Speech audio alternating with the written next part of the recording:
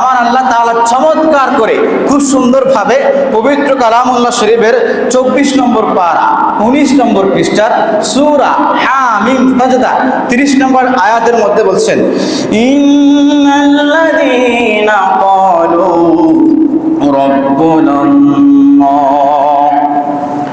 রাব্বুনাল্লাহু তুম্মা ইসতাকামু تتنزل عليهم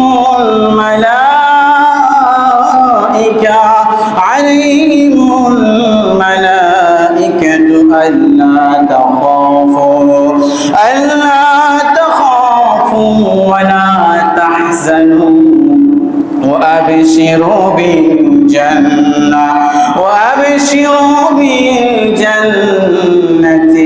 التي كنتم توعدون।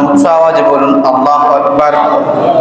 আমার আল্লাহ তাআলা বলছেন, ইন্নাল্লাযীনা ক্বালু রাব্বুনাল্লাহ, নিশ্চয়ই যারা বলে আমাদের পালনকর্তা মহান আল্লাহ তাআলা, নিশ্চয়ই যারা বলে আমাদের সৃষ্টিকর্তা মহান আল্লাহ তাআলা, নিশ্চয়ই যারা এই কথা অনুধাবন করে আমাদের রিজিকদাতা মহান আল্লাহ তাআলা, এই কথা বলার পরে তারা ইস্তিকামত থাকে, সুম্মা ইসতাকামু, এই কথা বলার পরে আল্লাহ আমার সৃষ্টিকর্তা, আল্লাহ আমার রিজিকদাতা, আল্লাহ আমার পালনকর্তা, এই কথা বলার পরে যারা ইস্তিকামত থাকে, অবিচল থাকে, শক্ত হয়ে দাঁড়িয়ে থাকে, আমার আল্লাহ তাআলা বলছেন, আল্লাহ তাখাফু সুম্মা ইসতাকামু তাতানাজ্জালু আলাইহিমুল মালায়েকা, এই কথার উপর বিশ্বাস করার পরে যারা শক্ত হয়ে দাঁড়িয়ে থাকে, তারা যখন মৃত্যুবরণ করবে, মৃত্যুবরণ করার পূর্বে আমার আল্লাহ তাআলা ওই ব্যক্তির কাছে একদল ফেরেশতা পাঠিয়ে দেয়। কি পাঠিয়ে দেয়?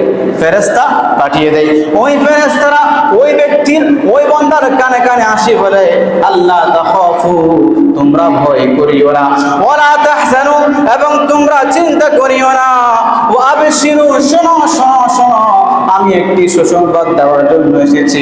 তুমি যে ঈমানকে শক্ত করে ধরে রেখেছো, আল্লাহকে মেনেছো, নবীকে মেনেছো, সাহাবায়ে কেরামকে মেনেছো, আউলিয়া কেরামদেরকে মেনেছো, মেনে যে আজকে মৃত্যুর পর্যায়ের মধ্যে তুমি এসেছো, আমরা ফেরেশতারা আল্লাহর পক্ষ থেকে আসি, আসার পর তোমাকে বলছি, আল্লাহ তাখাফু, তুমি ভয় করিও না, ওয়ালা তাহজানু, এবং তুমি চিন্তা করিও না, ও আবশিরু, তুমি শোনো শোনো শোনো, তুমি যে ঈমানকে শক্ত করে ধরে রেখেছো, কষ্ট করে ধরে রেখেছো, মহান আল্লাহ তাআলা তোমাকে একটি গিফট দান করবেন, একটি উপহার দিবেন, যে গিফটের নাম হচ্ছে বিল জান্নাতিল্লাতী কুনতুম তুআদুন।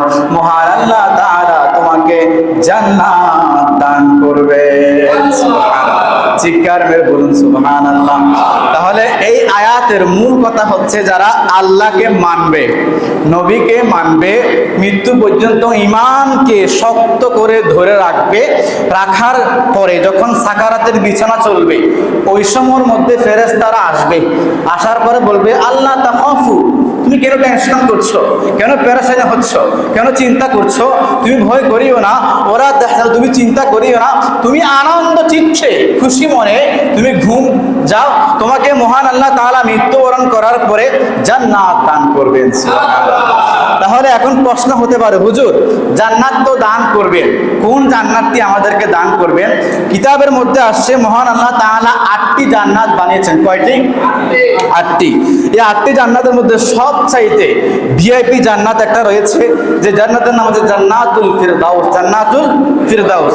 মহান আল্লাহ তাআলা যে ব্যক্তি ঈমানকে শক্ত করে ধরে রাখবে, আমার নবীকে মানবে, সাহাবায়ে কেরামকে মানবে, আউলিয়া কেরামদেরকে মানবে, আউলিয়া কেরামদের সাথে কোনো বেয়াদবি করবে না, সাহাবায়ে কেরামদের সাথে কোনো বেয়াদবি করবে না, নবীদের সাথে কোনো বেয়াদবি করবে না, আল্লাহকে কটাক্ষ করে কোনো কথা বলবে না, মৃত্যুবরণ করার আগে ফেরেশতারা এসে সুসংবাদ দিবে, বলবে তুমি ভয় করিও না, চিন্তা করিও না, মহান আল্লাহ তাআলা তোমার জন্য সবচাইতে ভিআইপি জান্নাত জান্নাতুল ফিরদাউস রেখেছেন। সুবহানাল্লাহ।